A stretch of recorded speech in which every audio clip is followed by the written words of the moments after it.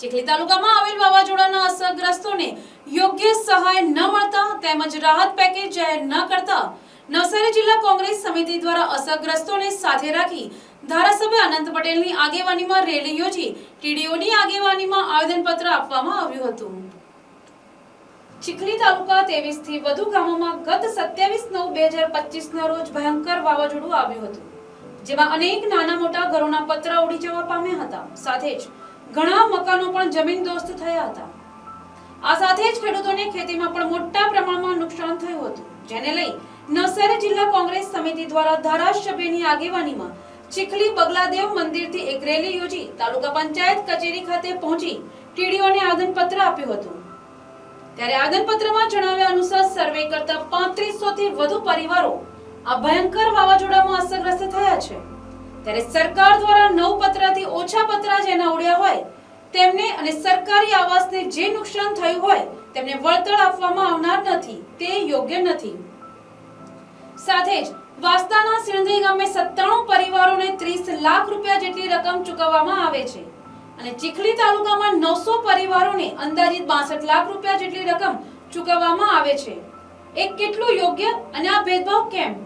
અને સરકાર દ્વારા હજુ સુધી કોઈ રાહત પેકેજ જાહેર કરવામાં આવ્યું નથી, તો એ પણ વહેલી તકે જાહેર કરવામાં આવે તેવી માંગણી સાથે તમામ અસરગ્રસ્ત પરિવારોને 5 લાખ રૂપિયાની સહાય આપવામાં આવે અને ખેડૂતોના ખેતરમાં પણ વહેલી તકે સર્વે પૂરો કરી સહાય ચૂકવવામાં આવે તેવી માંગણી કરી છે।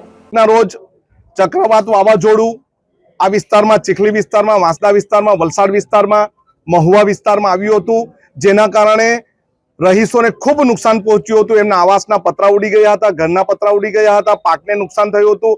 એ નુકસાની માટે માત્ર સહાય ચૂકવી છે, એના માટે કોઈ પેકેજ જાહેર નથી કર્યું અને પેકેજ જાહેર નથી કર્યું એના માટે અસરગ્રસ્તોની સાથે અમે આજે જિલ્લા કોંગ્રેસ સમિતિની આગેવાનીમાં આવેદનપત્ર આપ્યું છે।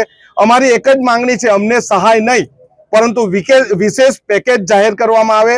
અહીંના ખેડૂતને નુકસાન થયું એનું વિશેષ પેકેજ જાહેર કરવામાં આવે, ઘરોને નુકસાન થયું એનું વિશેષ પેકેજ જાહેર કરવામાં આવે અને જે આવાસોના પતરા ઉડી ગયા, તૂટી ગયા છે એને વિશેષ આવાસ બનાવી આપે અને જે પણ ઘરના મકાનોના પતરા ઉડ્યા, તૂટ્યું છે એને 5-5 લાખની વિશેષ પેકેજમાં સહાય ચૂકવવામાં આવે। સહાય ચૂકવાઈ ગઈ છે એવું અમને અત્યારે પણ તાલુકા વિકાસ અધિકારીએ કીધું।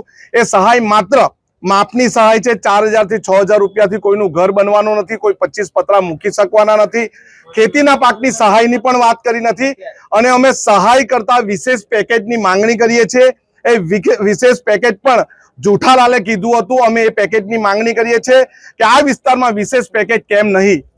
હવે કોણ અમને રોકવા આવ્યું એ નથી ખબર, પરંતુ અમે દરેક અન્યાયના વિરોધમાં ન્યાય મેળવવા માટે છેલ્લા શ્વાસ સુધી લડીશું।